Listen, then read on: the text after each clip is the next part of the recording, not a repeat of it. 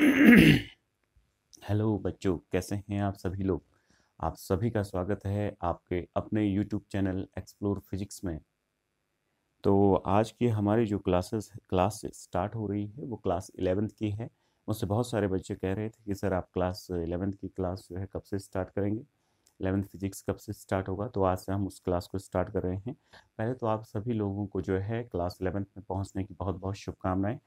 और एक बात और है कि यदि किसी बच्चे के जैसे परसेंटेज कम है तो वो सोच रहा है उसको, और उसकी साइंस है और वो सोच रहा है कि मुझे बहुत प्रॉब्लम होगी, तो ऐसा कुछ नहीं है। बड़ी आसानी से आप इसको कर सकते हैं। बस थोड़ा सा ध्यान देना होगा क्योंकि अब आपकी रियल में साइंस स्टार्ट हुई है और इस साइंस को जो है आपको बड़े ध्यान से पढ़ना होगा। तो आप लेक्चर से जुड़े रहिए और आपकी मैं सारी क्वेरीज जो है कम पूरी करूँगा। किसी भी बच्चे को किसी में भी कुछ भी दिक्कत होती है तो आप मुझे कमेंट कीजिए और कमेंट करके मुझे बताइए सर मुझे फलाना सेक्शन पढ़ना है या फलाना टॉपिक पढ़ना है, तो आप मुझे बता दीजिए और मैं उसी हिसाब से आपको पढ़ाऊँगा। तो हमारा जो फिजिक्स की क्लास चल रही है, तो फिजिक्स की क्लास में जो है सबसे पहले हमें यही जानना होगा कि फिजिक्स है क्या। तो एक्चुअली आप जो है बहुत अच्छे ढंग से वाकिफ़ हैं फिजिक्स से। जैसे कैसे, अगर मैं इसमें बात करूँ आप सभी से, तो जितना भी नेचर में कोई भी घटना घट रही है, कोई भी घटना जैसे घट रही है, तो कोई भी इंसिडेंट जो हो रहा है इधर पे, तो उसके पीछे क्या क्या लॉजिक है, क्या लॉज उसके पीछे काम कर रहे हैं, क्या फिनोमिनाज उसके पीछे काम कर रहे हैं, और उसकी जो स्टडी सिस्टमेटिकली और साइंटिफिकली जो स्टडी होती है, that study is called physics. उसी को हम क्या कहते हैं, फिजिक्स। इसलिए इस सब्जेक्ट को पढ़ना बहुत इजी होता है क्योंकि आप इससे ऑलरेडी वाकिफ़ होते हैं, क्योंकि दिन रात आप उन्हीं घटनाओं को देख रहे होते हैं अगल बगल। उन घटनाओं को अगर अगर आप देखते रहते हैं तो बस उसको ऑब्जर्व करना, देन उसको साइंटिफिकली उसकी जो है कॉजेज़ को देखना पीछे कि उसके पीछे क्या क्या कारण है, और देन उसको जो है मैथमेटिकल टर्म्स में जो है आपका क्या करना, आ, उस रिलेशन को स्टेब्लिश करना और उसको समझाना। यही जो है फिजिक्स है और वो एकदम ट्रूली आपको बताती है कि ये घटना कैसे हो रही है। तो सबसे पहले हम फिजिक्स की ही डेफिनेशन देखते हैं और हमारा पहला चैप्टर जो आपका फिजिकल वर्ल्ड है उसके उस चैप्टर को हम लोग जो है आने वाले समय पे जो है कंप्लीट करेंगे, क्योंकि सेकंड चैप्टर से ही आपका बेसिक जो है आपका स्टार्ट होता है। तो सेकंड चैप्टर है आपका units and measurement. Units and measurement एक बहुत इंपॉर्टेंट टॉपिक है। अगर किसी को फिजिक्स में स्टार्ट करना है तो सबसे पहले यूनिट्स और मेजरमेंट को जानना बहुत ज़रूरी है, क्योंकि अगर हम कहीं भी फिजिक्स में कोई भी मेजरमेंट कर रहे हैं तो यूनिट का जान के बारे में जानकारी होना बहुत ज़रूरी है, और उसको कैसे मेजर करेंगे ये भी एक बहुत इंपॉर्टेंट बात है। तो सबसे पहले आज हम पढ़ रहे हैं फिजिक्स के बारे में। तो वह क्या, ये फिजिक्स है क्या, उसको हम देख रहे हैं। तो फिजिक्स फिजिक्स क्या है, एक साइंटिफिक स्टडी है नेचुरल फिनोमिनास की। Physics is the scientific study of natural phenomenas and laws in this physical world with a with a concept of space time motion matter energy radiation etc। तो physics क्या है, basically क्या है, एक scientific study है natural फिनोमेनास की और उनके लॉज, उसके पीछे जो लॉज हैं उनके कारणों को जानने की जो तरीका है। और क्या है, इस जो फिजिकल वर्ल्ड में जो भी ये नेचुरल फिनोमेनास हो रही हैं, जो लॉज हैं, उनको जानने के लिए विद दी कंसेप्ट, किसके कंसेप्ट से, स्पेस, उसमें स्पेस का कंसेप्ट डाल के, उसमें टाइम का कंसेप्ट डाल के, उसमें मैटर का कंसेप्ट डाल के, उसमें मोशन का कंसेप्ट डाल के, उसमें रेडिएशन का कंसेप्ट, ऐसा ही बहुत सारे कंसेप्ट को डाल के हम जो है उसको स्टडी करते हैं। तो जैसे कोई भी घटना हो रही है, जैसे मैं किसी भी घटना को एक्सप्लेन करना चाहता हूँ, कोई भी इंसिडेंट आपके सामने हो रहा है, जैसे मान लीजिए मैं चल रहा हूँ, ये चल रहा हूँ आपका, तो इस चलने की घटना को कैसे डिफाइन करेंगे, जिसको आपने पढ़ा होगा छोटी क्लासेस में, आपने इससे प्रीवियस क्लासेस में आपने इसको पढ़ा होगा। जैसे आपने देखा होगा जब भी कोई चल रहा होगा, तो चल रहा होगा तो देखा होगा कि कुछ डिस्टेंस को कवर करता है और in the same time time में भी चेंज आता है। तो यहाँ पे देखिए उस पर्टिकुलर घटना को, इस चलने की, इस मोशनल घटना को, इस मोशन वाली घटना को, इस मोशन वाले इंसिडेंट को एक्सप्लेन करने के लिए आपको दो पर्टिकुलर क्वांटिटीज़ की ज़रूरत पड़ी। That is one is your जो है आपका distance, another one is your time. तो ये बहुत ही इम्पॉर्टेंट है फिजिक्स में। किसी भी फिनोमिना को एक्सप्लेन करने के लिए हमें कुछ क्वांटिटीज़ की ज़रूरत पड़ेगी, क्योंकि हमारे अगल बगल जो भी घटनाएं हो रही हैं वो किसी ना किसी क्वांटिटीज़ के ऊपर निर्भर हैं, डिपेंड करती हैं। तो उनको एक्सप्लेन करने के लिए, उसको समझने के लिए हमें कुछ क्वांटिटीज़ की ज़रूरत पड़ती है, और उन्हीं क्वांटिटीज़ को हम फिजिकल क्वांटिटीज़ कहते हैं। यानी कि कोई भी नेचुरल फिनोमेना को एक्सप्लेन करने के लिए जिन क्वांटिटीज़ की आपको रिक्वायरमेंट होती है, that particular quantities are called physical quantity. लेकिन इसमें एक बात बहुत इंपॉर्टेंट है, वो ये है कि वो पर्टिकुलर क्वांटिटी जो आप फिजिकल क्वांटिटी वो मेजरेबल हो, उसको डायरेक्टली या इनडायरेक्टली वे में आपको क्या कर सकें, उसको मेजर कर सकें। तो ये आपको ध्यान में रखना है। तो पहले हमने पढ़ा फिजिक्स, अब हम पढ़ रहे हैं कि इस फिजिक्स की में जो भी चीज़ें अगर हम स्टडी करेंगे, तो उस स्टडी के अंदर जो भी लॉज, जो भी फिनोमिना, जो भी इंसिडेंट हम पढ़ रहे हैं, उनको एक्सप्लेन करने के लिए क्वांटिटीज़ की ज़रूरत पड़ती है, और उन क्वांटिटीज़ को ही हम फिजिकल क्वांटिटीज़ कहते हैं।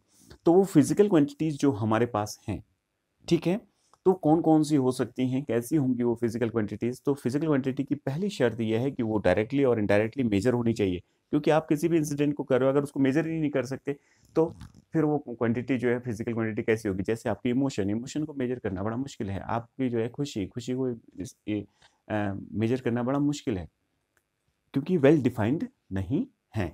इसलिए जो है हम लोगों को जो है ऐसी क्वांटिटीज़ को लेना पड़ता है जो मेजरेबल हो, और जिनको हम डायरेक्टली या इनडायरेक्ट वे में क्या कर सकें, मेजर कर सकें।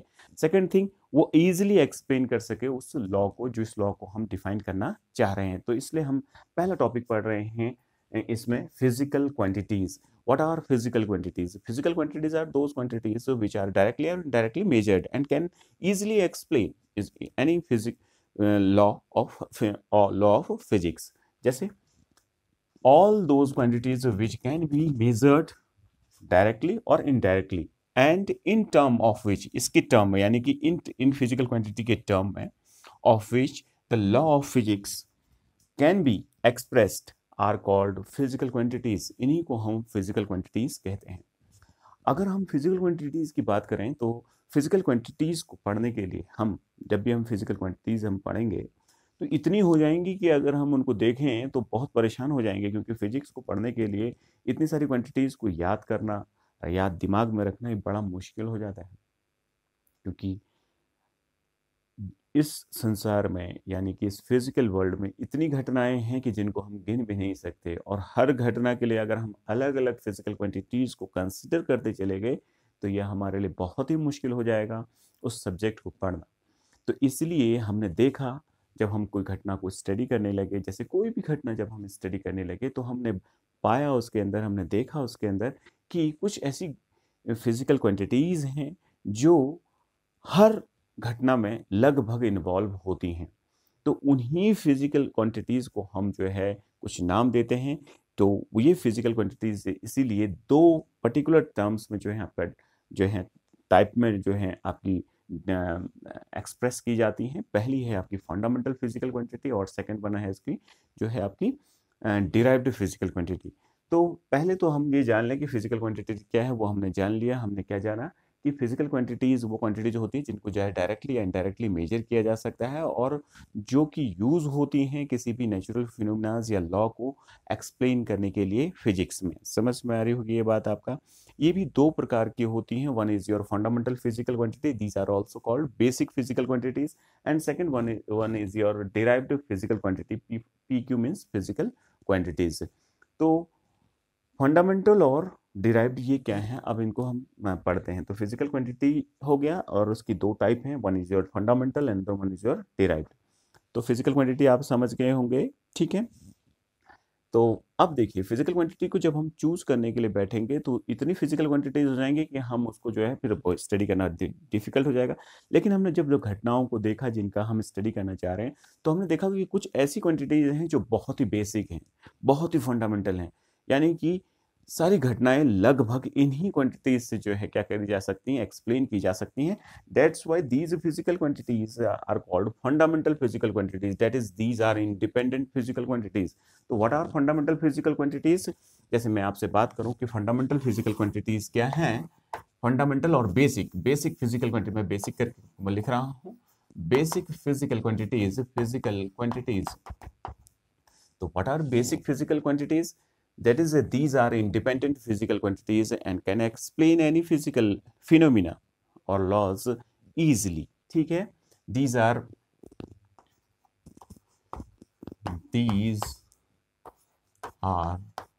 independent physical quantities.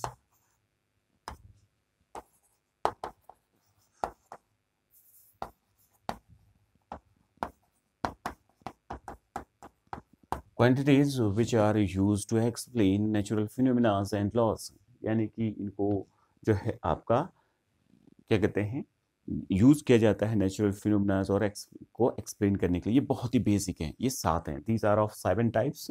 इनके कितने टाइप हैं? 7 टाइप्स की हैं ये आपकी, और इनको हम एक एक करके लिखते हैं। तो 7 टाइप्स कौन कौन सी हैं? First one is your length, first one is your length, ठीक है, लेंथ। तो हमारी पहली जो है फंडामेंटल फिजिकल क्वांटिटी जो है लेंथ है। लेंथ यानी कि दूरी, दूरी को मेजर, जैसे मैं चल रहा हूँ तो कुछ दूरी तय कर रहा हूँ, तो उस दूरी को मापने के लिए ये क्वांटिटी जो है आपकी होती है। अब इसमें कुछ भी, कोई भी लेंथ आप मेजर कर रहे हो, जैसे लेंथ मेजर का मतलब जो है लेंथ मेजर कर रहे हो, ब्रेथ कर रहे हो, हाइट कर रहे हो, कुछ भी रेडियस कर रहे हो, किसी चीज को, तो सब लेंथ के अंदर आ जाएगा, ठीक है। दूसरा है टाइम। समय, समय भी जो है एक ऐसी फिजिकल क्वांटिटी है जो फंडामेंटल फिजिकल क्वांटिटी है, ठीक है। Third one is your mass. Mass यानी कि अमाउंट ऑफ सब्सटेंस। मास कहने का मतलब उसमें कितना भार है, कितना वजन है, इसको डिफाइन, ये भी आपकी क्या है, एक फंडामेंटल फिजिकल क्वांटिटी है। इन तीनों से आप वाकिफ हैं। अब हम आगे बढ़ रहे हैं। चौथी फिजिकल क्वांटिटी है आपकी टेम्परेचर।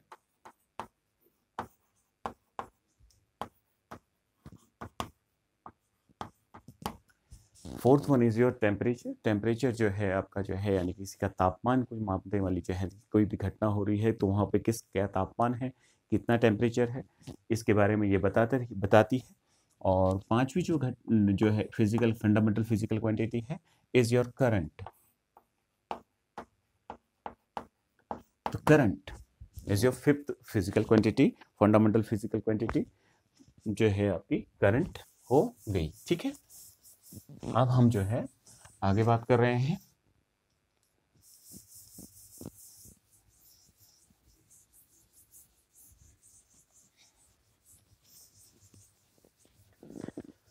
करंट। और सिक्स्थ हमारी जो फिजिकल क्वांटिटी जो है आपकी क्या है? Amount of substance.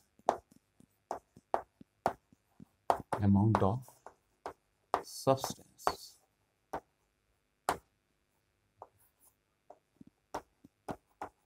Amount of substance यानी कि किसी भी, ये आपके लिए थोड़ा नया है बेटा, क्योंकि ये बिल्कुल नया कंसेप्ट आपके इसमें है। थोड़ा सा आपका जो है 9th क्लास में थोड़ा इन्वॉल्व कर रखा है इसको, लेकिन जैसे किसी भी चीज को, एक तो मैंने कहा कि कितना वजन है ये मास को बता देगा, लेकिन अगर किसी सब्सटेंस के अंदर कितने नंबर ऑफ पार्टिकल्स हैं, that will give the sense of amount of substance. जैसे मैंने कहा कि आपकी किसी दोस्त ने कहा कि मेरे पास 1 kg आयरन की रॉड है, ठीक है, 1 kg की एक आयरन की रॉड है। तो कोई एक दूसरा दोस्त आपसे पूछने लग गया कि इसमें आयरन के कितने एटम्स मौजूद हैं।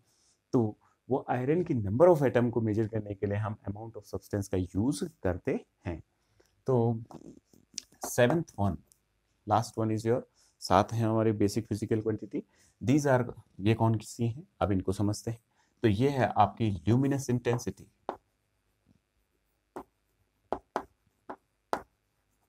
इंटेंसिटी,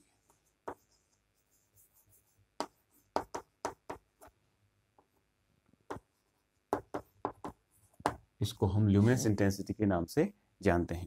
अब इनको हम डायरेक्टली और इनडायरेक्टली मेजर करते हैं। तो जो आपकी लेंथ है वो ऑलवेज मेजर होती है मीटर में, इसका सिंबल स्मॉल m है। टाइम जो मेजर होता है वो सेकंड में, इसका सिंबल जो है s है। और मास जो मेजर होता है वो किलोग्राम में, इसका जो है kg। और टेम्परेचर जो मेजर होता है वो केल्विन में, दैट इज K। और करंट को आपने पढ़ा होगा, लास्ट ईयर आपने 10th में पढ़ा होगा, current is measured in ampere and denoted by capital A। And amount of substance is measured in mole. तो ये मोल में मेजर होता है, नंबर ऑफ मोल्स आपने पढ़ा होगा 9th में।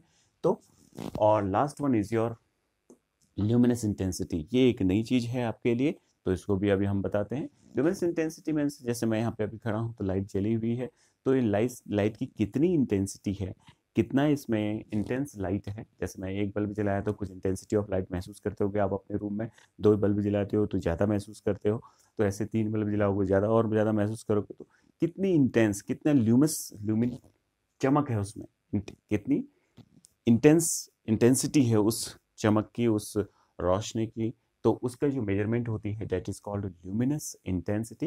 It is measured in candela and denoted by CD. इसको सीडी से मेजर किया जाता है।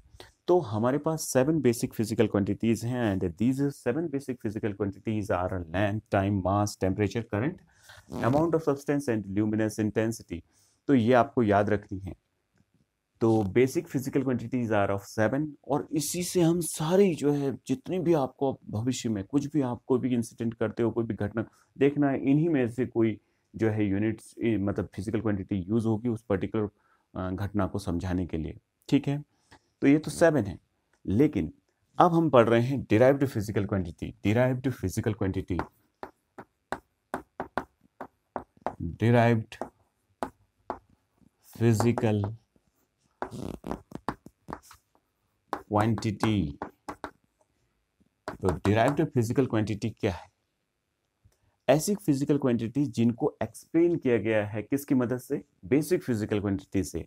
That is these are explained, these are explained by fundamental physical quantities, explained by fundamental physical quantity or expressed by, yeah, or expressed by fundamental physical quantity. FPQ का मतलब क्या है? Fundamental physical quantity expressed by, यानी कि ऐसी physical quantities जिनको हम जो है ये 7 बेसिक फिजिकल क्वांटिटीज के टर्म्स में एक्सप्रेस करें, लिखें, बताएं, उनको हम क्या कहेंगे? हम डिराइव्ड फिजिकल क्वांटिटीज। समझ में आ रही बात है? तो फंडामेंटल कौन है आपकी?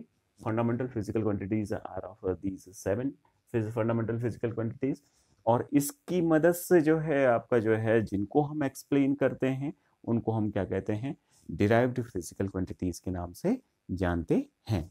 तो अब आप कह रहे होंगे कि सर हमने फंडामेंटल और जो है ये डिराइव्ड फिजिकल क्वांटिटीज जो है हम क्यों पढ़ रहे हैं इन सब चीज़ को?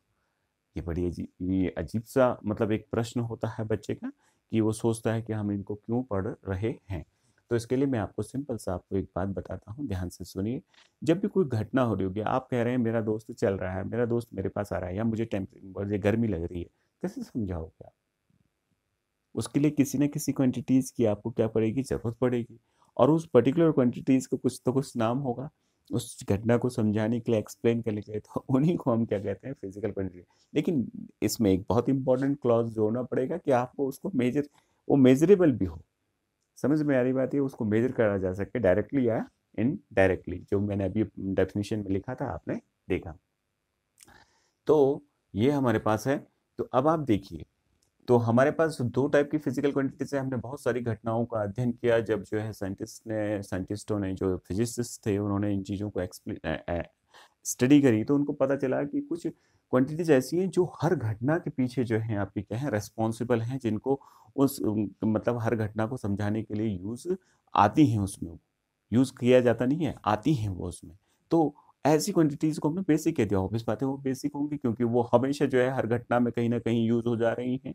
ठीक है, तो इसलिए इन क्वांटिटीज को हमने बेसिक कह दिया। तो शायद इस पूरे संसार में जो है अभी तक जो है 7 बेसिक क्वांटिटीज हैं जिनको हम जानते हैं। ठीक है, तो इनसे कोई भी घटना समझाई जा सकती है।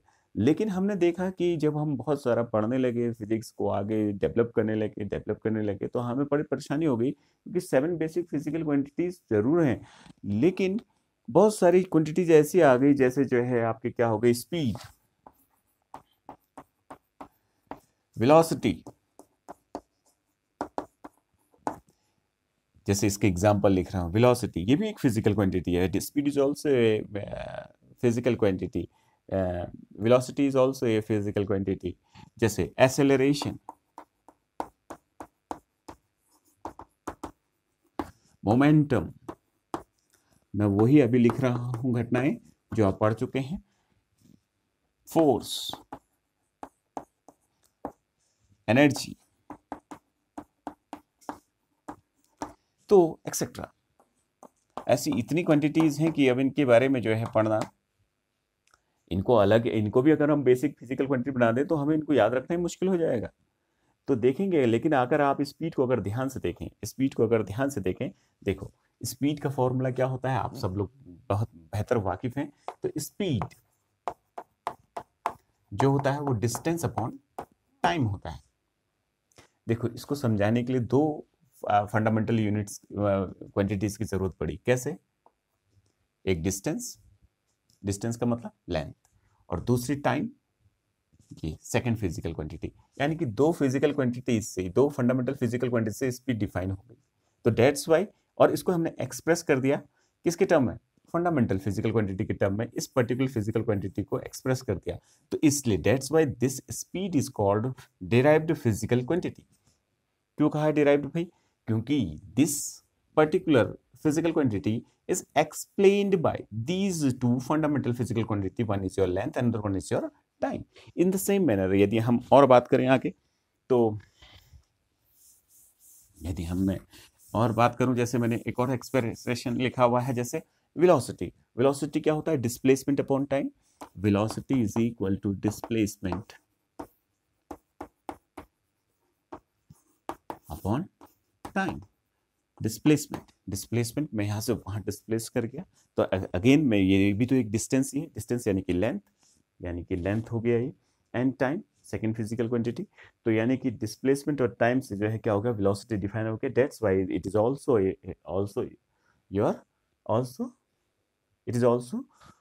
ए क्या है आपका, डिराइव्ड फिजिकल क्वांटिटी। ठीक है। इन द सेम मैनर यदि मैं और केस के बारे में लिखना चाहूं, जैसे मान लीजिए acceleration. Acceleration is equal to क्या होता है? Velocity upon time. Velocity is explained by distance.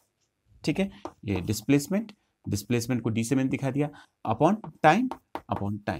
यानी कि ध्यान से देखो, डिस्प्लेसमेंट यानी कि डिस्टेंस, टाइम इनटू टाइम, यानी कि acceleration can be explain in term of, किसके टर्म में एक्सप्लेन करते रहे हैं आप?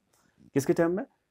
basic physical quantity के term में explain. That's why these physical quantities are called derived physical quantities, because these are easily explained or expressed by क्या? fundamental physical quantity. तो हमें अभी आज तक के इस लेक्चर में ये पता चला कि जो फिजिक्स है वो है क्या, और फिजिक्स की घटना को समझाने के लिए जिन क्वांटिटीज़ की हमें रिक्वायरमेंट होती है उनको हम फिजिकल क्वांटिटीज़ कहते हैं। अब वो भी आपकी दो प्रकार की होती हैं, क्योंकि अगर हमने स्टडी करके हमें पता चला कि कुछ क्वांटिटीज़ ऐसी हैं जो हमेशा हर घटना को समझाने के लिए बड़ी ईजिली यूज़ होती हैं और उसमें आती हैं, तो उनको हमने कह दिया फंडामेंटल फिजिकल क्वांटिटीज़। ये 7 प्रकार की हैं जो आपके सामने लिखी गई हैं। ठीक है। और दूसरी कुछ फिजिकल क्वांटिटीज़ ऐसी हैं जो बहुत सारी हैं, लेकिन ठीक है बहुत सारी हैं, इतनी है कि अब मैं कह नहीं सकता। तो वो देखी हमने, उन फिजिकल क्वांटिटीज को हमने देखा, लेकिन उनके अंदर जब हम जैसे मैंने ध्यान दिया उसके अंदर, तो हमें पता चला कि ये जो मैं फिजिकल क्वांटिटीज अब कंसिडर कर रहा हूँ वो तो बड़ी आसानी से एक्सप्रेस हो जा रही हैं। किन मदद से? फंडामेंटल फिजिकल क्वांटिटीज की मदद से वो एक्सप्रेस हो जा रही हैं। तो मैंने कहा कि ये फंडामेंटल तो नहीं है, क्योंकि ये दूसरे के ऊपर डिपेंड हैं। तो इसका मतलब ये इनसे बनाई गई हैं, किनके द्वारा? इन 7 फिजिकल क्वांटिटीज के द्वारा बनाई गई हैं, डिराइव की गई हैं, बनाया गया है इनको। That's why these physical quantities are called derived physical quantities. तो physical quantities are of two type. One is your fundamental physical quantity and second one is your derived physical quantity.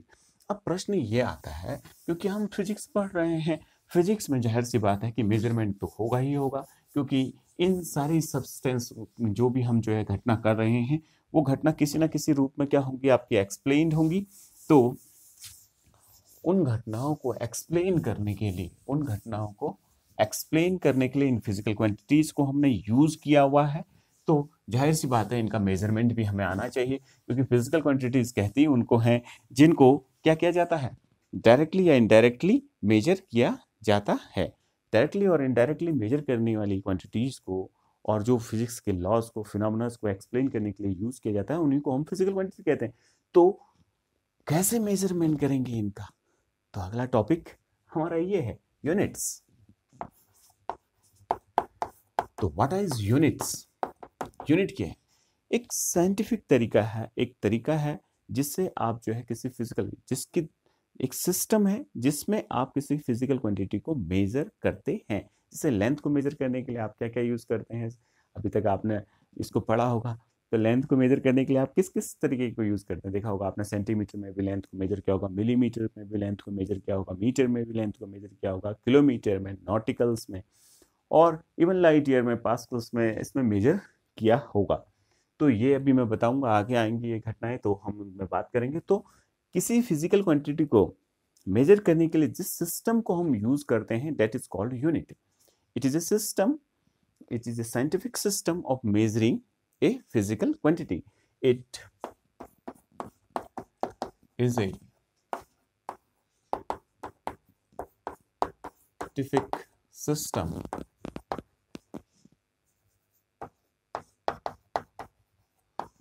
of measuring a physical quantity. Physical quantity एक scientific system है किसी चीज को measure करने के लिए। किसको? फिजिकल क्वांटिटी को मेजर करने के लिए जो भी आप साइंटिफिक सिस्टम को यूज करते हैं उसको क्या कहते हैं? आपका यूनिट्स कहते हैं। जैसे length is measured in metre, centimetre, kilometre, तो ये हो गया। Time is measured in second, milliseconds, minutes, hours, even in days, months, weeks, years, centuries, इसमें मेजर किया जाता है टाइम। जैसे mass is measured in milligram, gram, kilogram, ठीक है, इन क्विंटल्स, टन्स, इसमें मेजर करते हैं मास को हम, ठीक है। इन द सेम मैनर जो है आपका क्या है, आपका जो करंट है, current is measured in ampere, milliampere, in coulomb per second, इसमें मेजर किया जाता है, ठीक है। तो ये बहुत सारे तरीके जो मेजर करने के तरीके हैं, दैट इज कॉल्ड यूनिट। यानी कि फिजिकल क्वांटिटी को मेजर करने का जो आपके पास तरीका है उसी को आप क्या कहते हैं? यूनिट्स कहते हैं। तो यूनिट्स भी जो है आपकी दो प्रकार की होती हैं। तो पहली, और जैसे फिजिकल क्वांटिटी है, जाहिर सी बात है आपके पास दो हैं, तो यूनिट्स भी आपके पास दो होंगी। And one is also called, एक और सिस्टम भी होता है यूनिट को मेजर करने का, जिसको बोलते हैं सप्लीमेंट्री यूनिट, जिसको हम कहते हैं सप्लीमेंट्री यूनिट। तीन होती हैं कायदे में, लेकिन हम दो ही कहते हैं क्योंकि सप्लीमेंट्री का सेंस उसमें क्यों लगा रखा है अभी मैं आपको बताऊंगा। तो पहले हम देखते हैं कि टाइप्स ऑफ यूनिट क्या है, यूनिट की टाइप क्या है। पहला जो हो यूनिट में आता है, तो पहला आता है आपका फंडामेंटल यूनिट्स। क्या कहलाती हैं आपकी? जैसे फंडामेंटल क्वांटिटीज की जो यूनिट्स होती हैं, that is called fundamental units, ठीक है। तो फंडामेंटल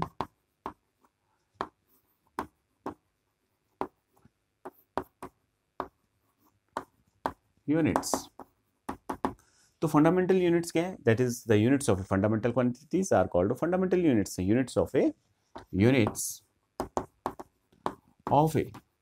फंडामेंटल क्वांटिटी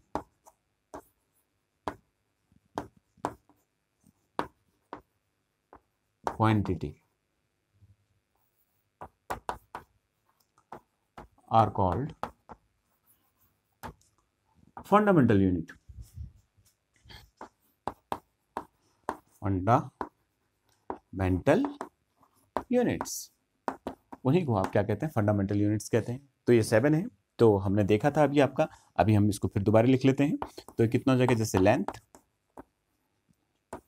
लेंथ, इसको किस यूनिट में मेजर किया था? मीटर में मेजर किया जाता है, एंड डिनोटेड बाय एम से डिनोट किया जाएगा। दूसरा है आपका time, time is measured in second. तीसरा mass is measured in kilogram, KG. चौथा टेम्परेचर,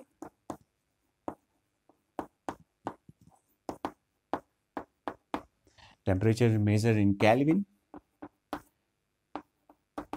अब आप में से कोई बोल रहा होगा यार इसको हम जो है सेंटीग्रेड में भी मेजर करते हैं, फ़ारेनहाइट डिग्री फ़ारेनहाइट में भी मेजर करते हैं। तो अभी हम इस डाउट को भी दूर कर देंगे थोड़ी देर में, ठीक है। 5, मैं सिर्फ एसआई सिस्टम इंटरनेशनल के अकॉर्डिंग ही इसके बारे में बात कर रहा हूँ। And fifth one is your current. Current is measured in ampere, ampere denoted by A. और sixth one is your amount of substance.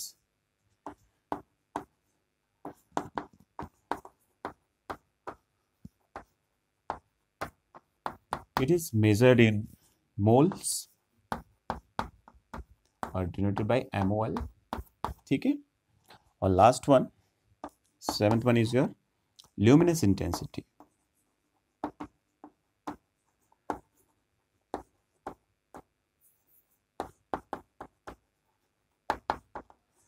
Cadila में मेजर होती है डिनोटेड बाय CD, ये आपको याद रखना है, ठीक है। तो these are basic physical quantities and the basic units, that is fundamental units. Units of fundamental quantities are called fundamental units, ठीक है। पहले हमने यूनिट को पढ़ा, यूनिट क्या होती हैं, यानी कि फिजिकल क्वांटिटी को मेजर करने का जो तरीका होता है उसको हम यूनिट्स कहते हैं, ठीक है। ये अलग अलग ढंग से हो सकती हैं। अब दूसरा होती हैं आपकी डिराइव्ड यूनिट, दूसरी क्या होती हैं आपकी डिराइव्ड यूनिट, ठीक है। अब हम इसको थोड़ा सा देख लीजिए इसको, ठीक है। अब हम दूसरी यूनिट्स पढ़ रहे हैं, that is called derived unit.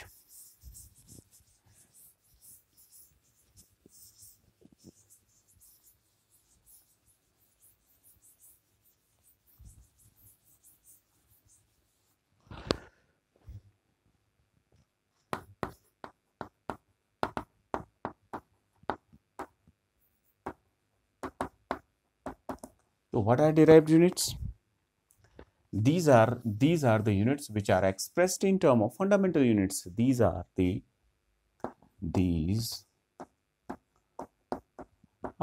units expressed in term of fundamental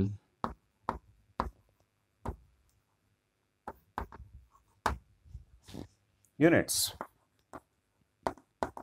जैसे मान लीजिए for example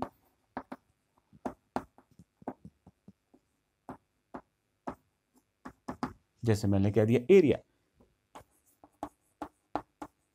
area is your क्या derived physical quantity. Area is expressed in length into breadth, length into breadth. तो लेंथ, तो unit क्या हो जाएगी इसकी, unit of length is your metre. Again breadth is also a length, breadth भी एक length है, ठीक है। वो चौड़ाई है, ये लंबाई है, तो लंबाई और चौड़ाई आप भाई मीट लेंथ में मेजर करेंगे आप, जो तो लेंथ ही तो है वो कायदे में, तो into metre, that is metre square, ठीक है। इसी ढंग से वॉल्यूम, सेकंड वॉल्यूम, तो volume is equal is your length into breadth into height. ये होता है आपका length is measured in metre, breadth is also a length or height is also a length, so the unit of volume is your unit, ठीक है। ये आ गया। जैसे density, density is your mass upon volume, volume, तो mass is measured in kg, in fundamental unit, mass is your fundamental unit, it is measured in kg। Unit कितनी हो जाएगी आपकी kg। volume, the unit of volume is your this year, that is meter cube। तो ये हमारे पास आ गया। In the same manner अब अगर हमें स्पीड बोलता है, स्पीड क्या होता है, distance upon time, distance upon time.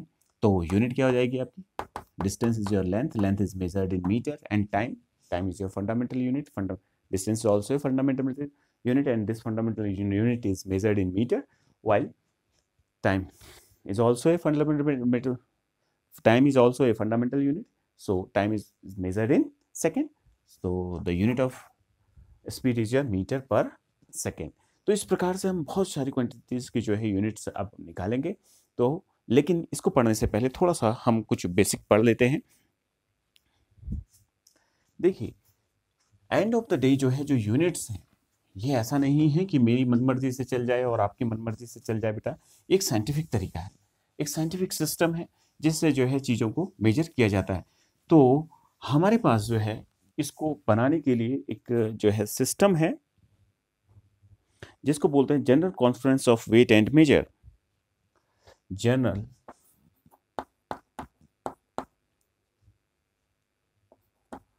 Conference of weight and major.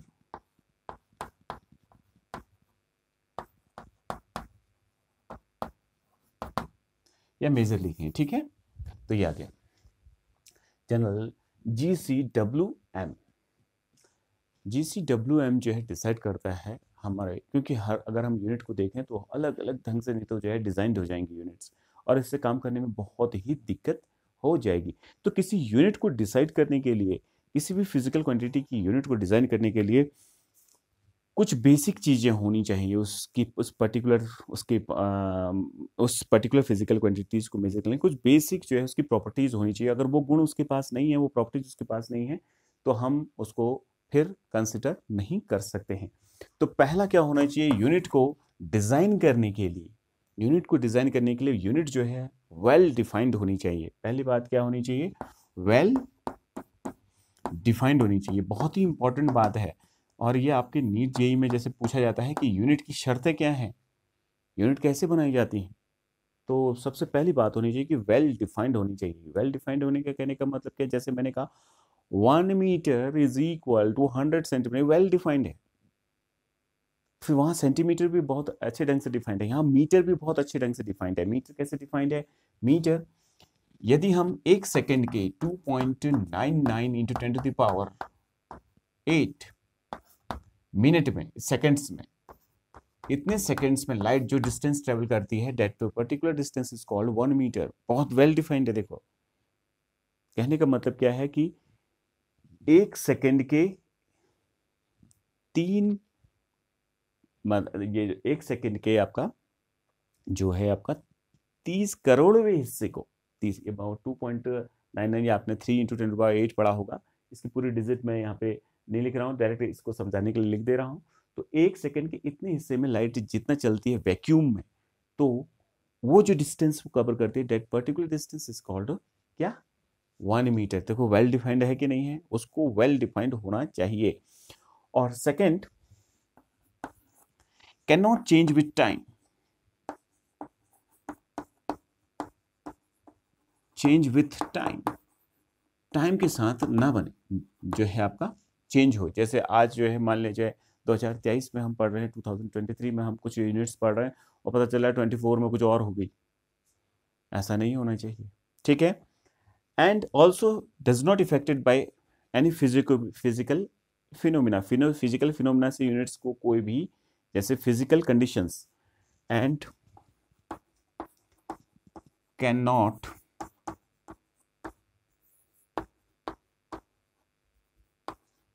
change by any physical condition। मैं दो चीजों को एक साथ, फिजिकल कंडीशन,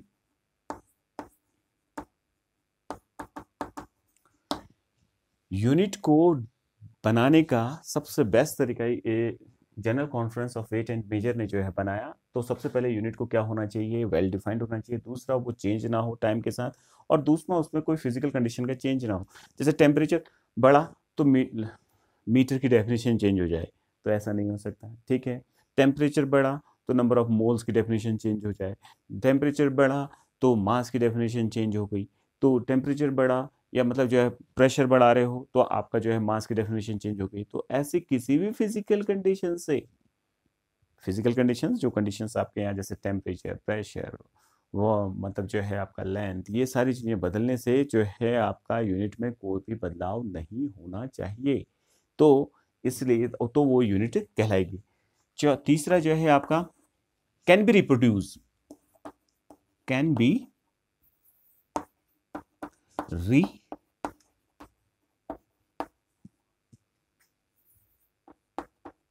रिप्रोड्यूस्ड। रिप्रोड्यूस का मतलब क्या है, उसको अलग अलग ढंग से रिप्रोड्यूस किया जा सके। जैसे 1 metre is equal to 100 centimetre. दूसरे ढंग में, दूसरे यूनिट सिस्टम में लेंथ को क्या कर दिया, रिप्रोड्यूस कर दिया। उसको दूसरे सिस्टम में भी जो है ढाला जा सके, उसको रिप्रोड्यूस किया जा सके, उसको अलग अलग ढंग से जो है प्रोड्यूस किया जा सके उस यूनिट को, तो दैट इज कॉल्ड जो है आपका, उसको हम क्या कहेंगे, आपका यूनिट की एक पर्टिकुलर कंडीशन होनी चाहिए। जैसे ऐसे आपने कोई यूनिट बनाई और वो दूसरे ढंग से रिप्रोड्यूस ही नहीं हो पा रही है, तो इसका मतलब जो है आपका वो यूनिट नहीं कहलाएगी। और ये फोर्थ वाला भी बहुत ही इंपॉर्टेंट है आपका, having proper size, having proper size, that is कहने का मतलब neither too large or too small। ना तो बहुत बड़ी होनी चाहिए यूनिट, ना बहुत ही छोटी होनी चाहिए। आप ऐसा कोई डेटा नहीं ले सकते, जैसे मैंने कहा कि मास जो है 10 टू द पावर माइनस जो है आपका 40 के ऑर्डर में, किसी यूनिट को -40 के ऑर्डर में मैं निकाल रहा हूँ मास को 10 टू द पावर -40, जबकि ये हो ही नहीं सकता केजी के ऑर्डर। मतलब ऐसा किसी सिस्टम को मैं डेवलप कर दिया, केजी मीटर इनको छोड़ के किसी और की सिस्टम को मेजर कर दिया, तो इतना भी छोटा नहीं होना चाहिए और बहुत बड़ा भी नहीं होना चाहिए, 10 टू द पावर 40 के इस ऑर्डर का भी नहीं होना चाहिए। समझ में आ रही होगी मेरी बात। कहने का मतलब क्या है कि ऐसा होना चाहिए, ना तो बहुत छोटी यूनिट होनी चाहिए, ना बहुत ही बड़ी यूनिट होनी चाहिए। तो ये यूनिट को रखने की जो है आपकी शर्त है। ठीक है, अभी हम जो है जो डिराइव्ड यूनिट है उनकी बहुत सारी यूनिट्स हमें निकालनी है, तो वो मैं नेक्स्ट लेक्चर में करूंगा, क्योंकि मेरा थोड़ा सा टाइम अभी बहुत ज़्यादा हो गया है, तो इसको आप लोग याद कर लेंगे। ठीक है, ये आप लोग उसने लिख लिया होगा तो इसको पढ़ लें। वीडियो को पॉज करके जो है नोट कर लें बेटा इसको। ठीक है, वीडियो को पॉज करें, जब मैं यहाँ से हट गया हूँ तो उस वक्त आप इसको नोट कर लें। ठीक है, अब एक बात और बहुत इंपॉर्टेंट है, इस चीज़ को आप सभी लोगों को जो है याद रखना है। ठीक है, यूनिट में कभी भी जो है न्यूमेरिक नंबर और यूनिट सिस्टम जो है वो हमेशा कांस्टेंट होता है। अब ये थोड़ा सा समझने वाला बात है, तो समझिए जरा। यूनिट में ये क्या है, n is your numeric, n numeric है, u is equal to unit, type of unit है आपका ये सिस्टम, और size of unit.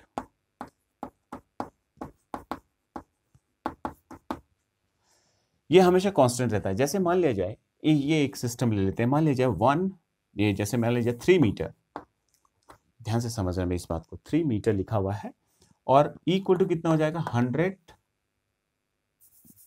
3 into 100 centimetre.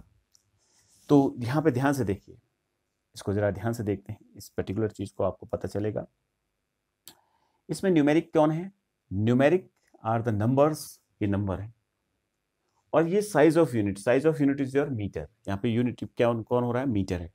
तो n इज योर 3, n ये कौन है यहाँ पे 3, और m कौन है आपका, ये m यहाँ पे मीटर क्या है, साइज है। मीटर एक सिस्टम है लेंथ को मेजर करने का, तो ये साइज है, तो ये u हो गया। ठीक है, ये हमेशा जो है, कभी भी आप जो है किसी भी सिस्टम में जो है किसी चीज को लिखो, किसी भी यूनिट को लिखो, तो वो हमेशा क्या होगी, जो है आपका कांस्टेंट रहेगी। आप मैं किसी में भी लिखता रहा हूं, इसको देखो 3 मीटर को किसी भी सिस्टम में लिखता रहा हूँ, सेंटीमीटर में लिखो, मिलीमीटर को, तो वो हमेशा क्या होंगी, आपकी बराबर होंगी। ये क्या है, उसका न्यूमेरिक है। ठीक है, और ये वो नंबर है, ये यूनिट है उसकी। ठीक है, यूनिट कौन सी है, 300 उसका न्यूमेरिक हो गया, और ये कितना हो गया आपका यूनिट, यानी कि किस सिस्टम में है आपका। बात समझ में आ रही है। कहने का मतलब क्या है, ध्यान से सुनना मेरी बात, मैं क्या कहना चाह रहा हूं कि न्यूमेरिक, जो न्यूमेरिक उसमें मल्टीप्लाई हो रहा है, जैसे 300 400 500, जैसे 1 metre 2 metre 3 metre, 1 is your numeric, numeric means number, metre means a system of unit. ठीक है, यानी कि U is your system of unit. ठीक है, तो न्यूमेरिक और सिस्टम ऑफ यूनिट को जब भी आप मल्टीप्लाई करोगे तो ये हमेशा कांस्टेंट रहेगा। ऐसा क्यों कहा गया, ध्यान से सुनिए। आप जैसे 1 मीटर लिख रहे हो, that can be expressed in 100 centimetre, तो 100 is your numeric in 100 numeric 100 जो न्यूमेरिक आया 1 मीटर के लिए, 1 मीटर के लिए जो 100 आया, 100 सेंटीमीटर आया, तो 100 इज जो न्यूमेरिक एक नंबर है, और ये सेकंड सिस्टम ऑफ यूनिट है, यानी कि साइज ऑफ यूनिट क्या है इसमें, सेंटीमीटर है। साइज ऑफ, अगर लेफ्ट हैंड साइड में साइज ऑफ यूनिट देखे तो कौन है, मीटर है। And the numeric of that particular unit system is your 1, किसके लिए, मीटर के लिए 1 है। इसके लिए न्यूमेरिक कितना है आपका, 100 सेंटीमीटर, 100 है, ठीक है। Centimetre is your size of unit हो गया, ठीक है। तो ये आपको समझना है, ठीक है, कि यूनिट्स को आप एक्सप्रेस कर सकते हो। अब एक बात बहुत इंपॉर्टेंट है, तो जो न्यूमेरिक होता है, जो न्यूमेरिक होता है is inversely proportional to 1/u, unit, size of unit. यानी कि यूनिट का साइज अगर बहुत ही बड़ा होगा तो न्यूमेरिक छोटा हो जाएगा। साइज ऑफ यूनिट अगर बहुत बड़ा होगा तो न्यूमेरिक क्या हो जाएगा, छोटा हो जाएगा। जैसे मीटर का साइज बहुत बड़ा है तो उसका न्यूमेरिक क्या हो गया, छोटा हो गया इसके कंपैरिजन में। सेंटीमीटर का साइज जो है बहुत बड़ा है, ठीक है। तो लेकिन सेंटीमीटर की यूनिट क्या है आपकी, यूनिट का साइज जो है आपका छोटा है, तो उसका न्यूमेरिक क्या हो जाएगा, बड़ा हो जाएगा। इसलिए 100 आ रहा है, इसमें क्या आ रहा है, 1 आ रहा है। समझ में आ रही है। वैसे भी देखिए कांस्टेंट रहती है, तो अगर मैं इसको ध्यान से देखूं तो ये न्यूमेरिक का साइज है, यानी कि नंबर, और ये यूनिट है, ठीक है। तो यूनिट का साइज जितना बड़ा होगा तो न्यूमेरिक उतना ही छोटा हो जाएगा। इस बात को आप लोगों को याद रखना है। और नेक्स्ट क्लास जो है हम कल से स्टार्ट करेंगे। लेकिन अभी देखो मेरे को बहुत चीज़ें इसमें अभी इन्वॉल्व करनी है, बहुत सिस्टमेटिकली मैं आपको इसको पढ़ाऊंगा। आपको प्लीज़ जो है लेक्चर्स में बने रहें, और आप लोग जो है मैं पूरी जो है डिटेलिंग इसमें कराऊंगा। इवन इसके बाद धीरे धीरे इसको इंक्रीज़ करते हुए, इसकी स्ट्रेंथ को, लेक्चर की स्ट्रेंथ को इंक्रीज़ करते हुए मैं आपको वहाँ क्या बोलते हैं आपका नीट और जेई तक की कॉम्पिटिशन्स का भी कराऊंगा। तो आज के लिए इतना ही। आज पढ़िए आप लोग, और ऐसा ना सोचें कि मैंने जो है थोड़ा सा ही अभी इंट्रोड्यूस किया, क्योंकि आज से इंट्रोडक्शन था, तो इसलिए थोड़ा सा ही मैंने जो है इसको इन्वॉल्व किया। हालांकि मैंने तो लेक्चर बनाया, सोचा था कि मैं थोड़ा सा और आगे निकल जाऊंगा, लेकिन टाइम बहुत ज़्यादा हो गया है, तो इसलिए आज मैं यहीं पे स्टॉप करता हूँ। तो आज के लिए इतना ही। ओके बाय, टेक केयर, पढ़ते रहें।